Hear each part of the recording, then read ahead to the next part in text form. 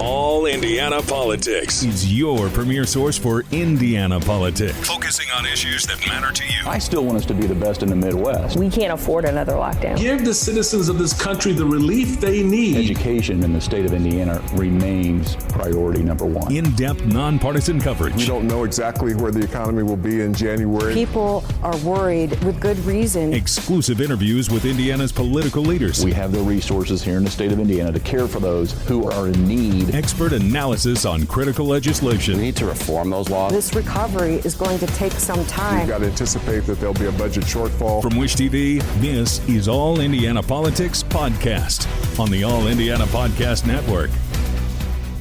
Good Sunday morning. Welcome to another edition of All Indiana Politics. I'm Phil Sanchez. President-elect Donald Trump faces growing backlash to his pick for Attorney General. He wants now former Florida Congressman Matt Gaetz to run the Department of Justice.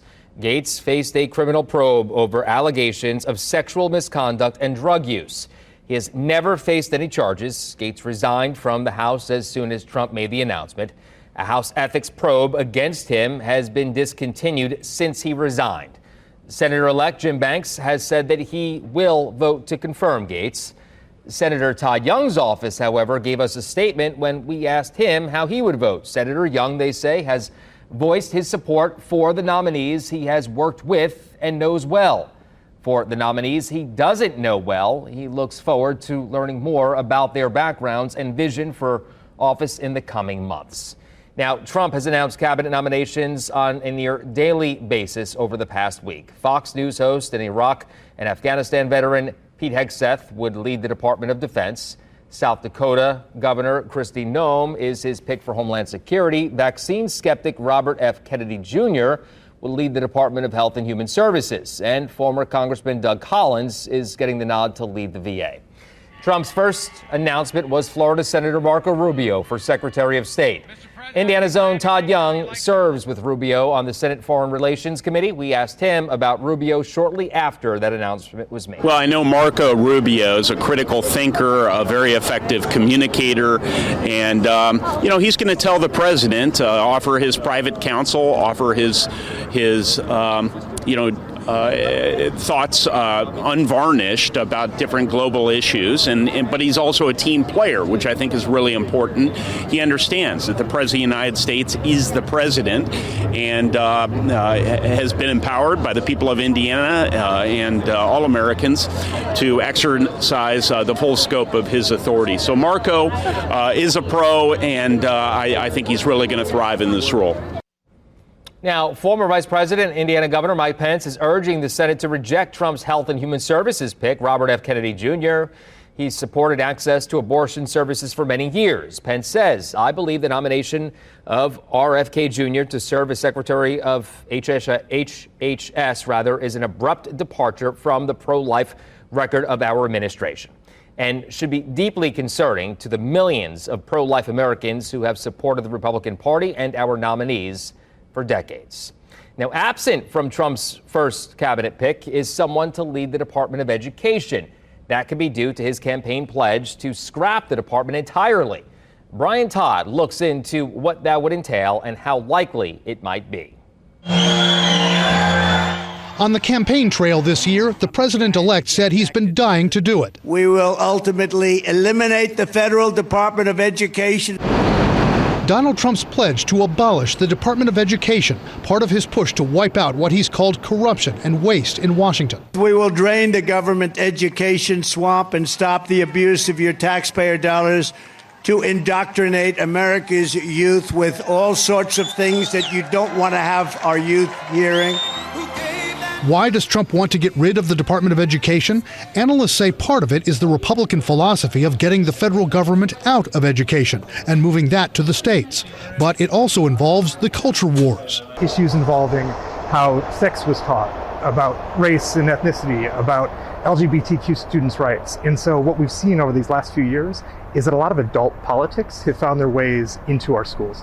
What does the Department of Education do? One of its biggest jobs, analysts say, is funding America's students. The Department of Education exists mostly to send money back to schools for Pell Grants, for student loans, for impoverished elementary and secondary schools and for special ed. The department's also tasked with investigating discrimination in schools. What if the department was wiped out? It would be catastrophic for the country because so many students depend on those resources and those protections. And it's students in poverty, it's students with disabilities, it's our whole student loan portfolio. Politics has often crept into the debate. During the first Trump administration, Education Secretary Betsy DeVos, the first cabinet secretary to survive confirmation thanks only to a vice president's tie-breaking vote, championed conservative causes like charter schools and vouchers.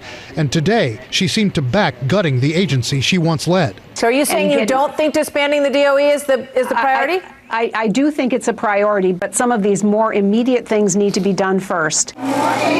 When DeVos led the department, Trump tried cutting its budget. In the 1980s, Ronald Reagan tried eliminating the agency. Neither plan worked. Some Republicans have resisted this and presumably will resist this again, possibly because $14 billion goes to people with disabilities, and even people on the right wing may have children and neighbors with disabilities.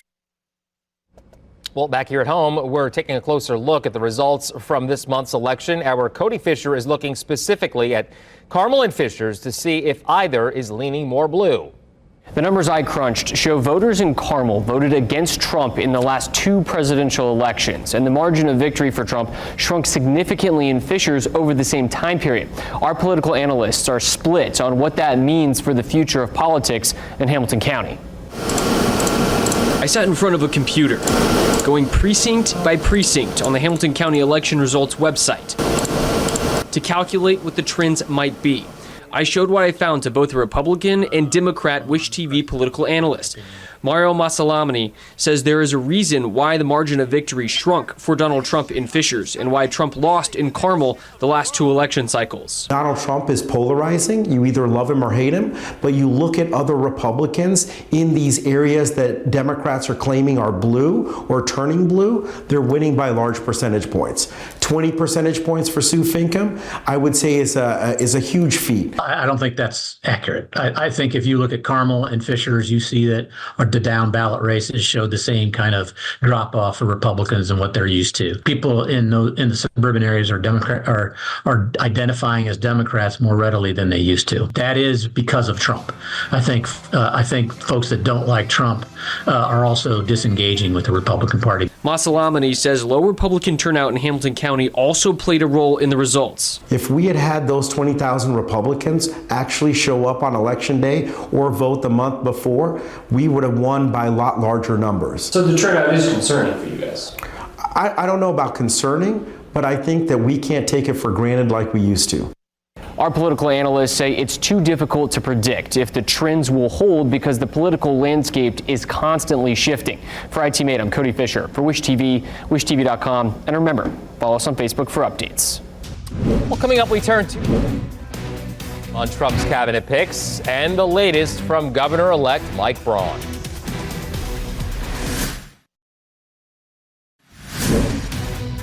Well, welcome back to All Indiana Politics as we welcome in two members of Indiana's best political team, Republican Tom John and Democrat Kip Tu. Good to see you both. Let's begin with Donald Trump's cabinet picks so far. Even some Republicans are pushing back on the nomination of Matt Gaetz for Attorney General. Tom, we'll start with you. Is it wise for Trump to pick someone who was subjected to a criminal probe, even if that probe did not lead to charges? Well, at the end of the day, is it the safest bet? Maybe not, but he is definitely setting the course for what his administration is going to be. And one of which is he wants people who he believes will be loyal to him, defenders. And like it or not, Gaetz has been a big defender and loyal to President Trump. In addition, though, you look, and that's one aspect of it, but you look at Susie Wiles, going to be the first woman chief of staff. That's incredible. You have a number of highly talented people coming involved. You have the business community coming involved. I mean, Elon Musk may be a figure that Kip doesn't love on former Twitter X now, but the reality is it's hard to argue with the guy's brilliance and what he's created over the years. And bringing him, Vivek Ramaswamy, in to help look at government and how do we make it more efficient are great approaches. So overall, you have to look at these appointments one, on the whole, and two is we'll see who actually gets in, because some may not. Well, to that point, Kip, how likely is it that Gaetz makes it to the floor vote stage, and could Senate Democrats peel off enough Republicans to prevent confirmation? I'm going to predict that Gaetz becomes the Attorney General today, and I hope I'm wrong, but I'm going to predict it. I think that in the end, Donald Trump gets what he wants out of the Republican Party because they're all afraid of him. And I think Senator Tuberville sent down the warning that if you vote against Donald Trump's picks, we're going to primary you. So I think in the end, they'll back down. I saw that Speaker Johnson said he didn't want the ethics report revealed. I thought that was pretty amazing because I believe that ethics report that was about to come out against Gaetz was going to be very damning. But Speaker Johnson seems to be wanting to protect Gaetz. So I think I think Donald Trump's going to get what he wants. Tom? Well, he may well. I honestly don't have a sense of it. And I think when you look at all these things, there's a lot of different ones that'll come through. The order of which they get approved and how some of those go, I think will affect how some of the cabinet appointees get through or don't get through. So I just think it's too early to tell, and let's wait and see. Well, let's stay on that topic right now, a little more broadly here. Kip, how would these picks affect the day-to-day functioning of those departments, assuming those nominations are confirmed? Well, look, I think Rubio is probably the most, if you will, establishment pick he made. It was the one thing that gave me a little bit of comfort that we'd have a partially sane person as the Secretary of State. But HHS going to Robert Kennedy is a very, very scary for most, I think, thinking people. Having Elon Musk and Ramaswamy really doesn't drain the swamp or set the tone that we're not an elitist country. The richest man in the world is going to be helping Donald Trump. That doesn't sound to me like anti-elitist at all. I think the overall point is that Donald Trump's going to do what Donald Trump wants to do, and he doesn't care what the Republican Party thinks, and he doesn't care what others think. He's just going to do what he wants. Tom, is there some risk, though, that some of these picks won't be up to the task? I don't think anybody's up to these tasks when they come into them. They have to grow into them. And I think when you look at the picks at large, that this really is, it matches what the campaign's been about. This is a campaign that was really a very populist campaign. It's a campaign of people who came to vote, who don't want to be told what to do, who don't believe that what government is doing right now is really up to the task or what they view their government should be doing. And whether you're talking about RFK, whether you're talking about Elon Musk or many of the other people who have been suggested or nominated, the fact is that Trump is doing what Trump has said he'd do, which is going to shake up government. And we'll see how it goes. And I don't think any of the old playbooks, frankly. Tom, I know you can't see Kip, but Kip was laughing there for a moment, scratching his head. So go ahead, Kip, and respond, and then we'll move on to the next question. Oh, I just think it's funny that you have the richest man on the planet who screwed up X/Twitter, who has seen the stock of his biggest venture that we know about, Tesla, hit the skids. He was born on third base and thought he hit a triple as Elon Musk. I don't think he's brilliant. I think he's a dangerous human who's another narcissist. And at some point, I believe that those guys are going to start clashing because their egos are all both enormous. You don't think that Elon Musk is brilliant? I don't. Okay. Hey, before we move on, I want to briefly zoom out on the cabinet question. Why does it matter to us, back here in Indiana, who Trump puts in his cabinet? And Tom, we'll go to you first, for the folks at home who aren't, as in the weeds as we are. Well, why does it matter? I mean, the federal government touches every part of our lives. It touches what happens at the border, which impacts who is in our state and states around us. HHS impacts everything from our health care to our vaccines to FDA and drug approval and whether you can have drugs approved, under what conditions you can have them approved, whether you can have things like vitamins of certain sorts. So all of these agencies reach clear into our lives, and that's the result of the last several decades of the federal government growth. I think that's the interesting experiment that's going on with Trump is he trying to arrest that growth? Is he trying to attack corporate capture and some of the regulatory capture that's gone on? Whether it succeeds or fails, I don't know, but they're certainly undertaking the initiative. Kip, same question. Well, I guess I want to hit on another couple of cabinet posts. The Secretary of Defense has a white nationalist tattoo on his arm. You've just got a whole mess of people that can only be described as, people who are loyal to Donald Trump, and that's all that matters to Donald Trump as someone who's going to do his bidding. If Matt Gaetz becomes the Attorney General, the rule of law is out the window, and I think it's a very, very bad sign for our democracy. All right, let's move on to politics a little bit closer to home. Governor Elect Mike Braun has announced transition councils focused on different policy areas. Tom, we'll go back to you on this one. What do those councils and their makeup tell us about how Braun will approach governing?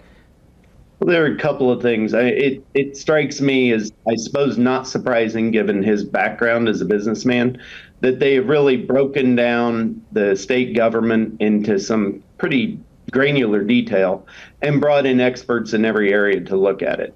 And I think that this is the same way when a company, maybe it's time to say, can we do things better? What kind of analysis can we do? They literally have, you look throughout the list, and I've looked at the lists of people that have been appointed to the various transition councils.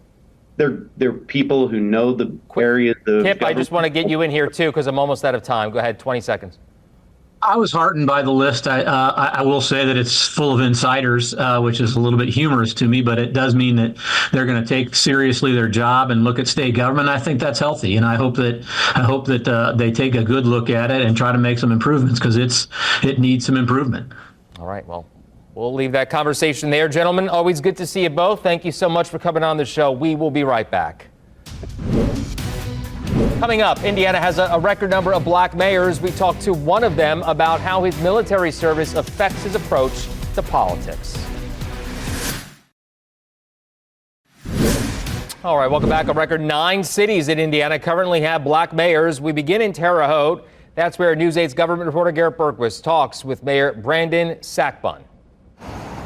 It's been 1 year since Brandon Sackbun upset 16-year Mayor Duke Bennett. Sackbun tells me his military experience did much to prepare him for public office. Sackbun already has a host of projects underway he can rattle off. North Terre Haute had predominantly not seen investment in years, and they are just getting a lot of support through our infill housing program. We've started a sidewalk program. We've improved our street paving program. Sackbun is the son of Jamaican and Cambodian immigrants. He's the city's first black mayor and its first Asian mayor. Look, representation does matter, whether it's the African-American community, veterans, farmers, women. We need to have people with a different perspective into office. And that's not just ethnicity, not just gender, but covers a myriad of topics. He says that experience as the son of immigrants inspired him to serve his community and his country.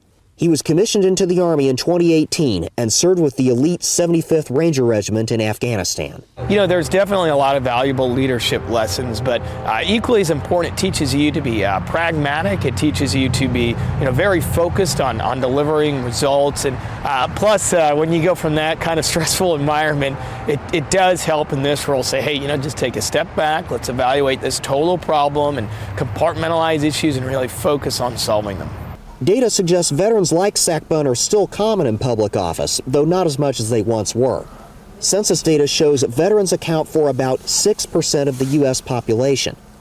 No comprehensive data is available on veteran mayors. The Pew Research Center found the number of veterans in Congress increased slightly in 2022 to roughly 18% of its members.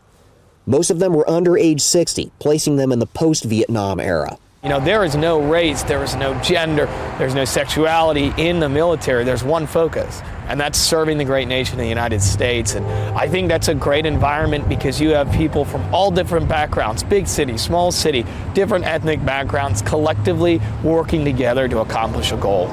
Sackbun says he tries to apply that mentality in public office every day. We're represented by Republicans and Democrats, but we have one focus, and that's progressing Terre Haute and West Central Indiana. And those are the values that Hoosiers want to see, not partisan politics, and we're happy to deliver that here in Terre Haute. And Sackman made history in one other way. He was 27 when he was elected. That makes him the youngest mayor in the city's history. In Terre Haute, I'm Garrett Bergquist for Wish TV. WishTV.com, or follow us on Facebook for updates. Thank you for joining us for All Indiana Politics this week. We'll be back here next Sunday morning at 9:30, and be sure to check out the All Indiana Politics podcast online at wishtv.com. From Wish TV, this is All Indiana Politics Podcast on the All Indiana Podcast Network. Watch All Indiana Politics live Sunday mornings at 9:30 on Wish TV and at wishtv.com. Subscribe to this podcast and listen weekly here on the All Indiana Podcast Network. And be sure to discover even more great podcasts at allindianapodcastnetwork.com.